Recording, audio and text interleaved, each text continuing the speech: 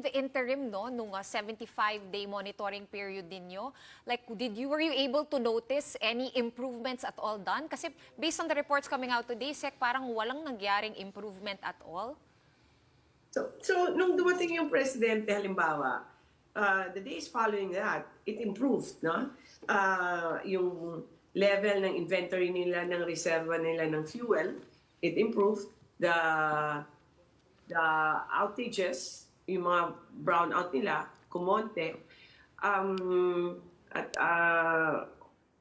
But that's only for a few days.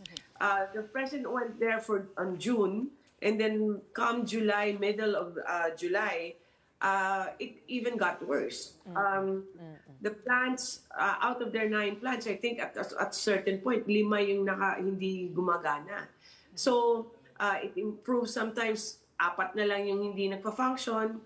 Minsan, 5 na naman. So, there was no consistency. Minsan, it's a good better, not good, but better than the previous ones. But it gets worse also. So, there doesn't seem to be any consistent improvement. Walang, minsan kasi, even after the president mentioned it in the SONA, which is quite unusual for the president to mention a certain generation company, still there was no improvement. So we decided now, enough of waiting, because they have shown according to records na hindi talaga mag-i-improve to. So we decided, enough now, we cannot rely on this. So we came in na and built a new power plant na lang.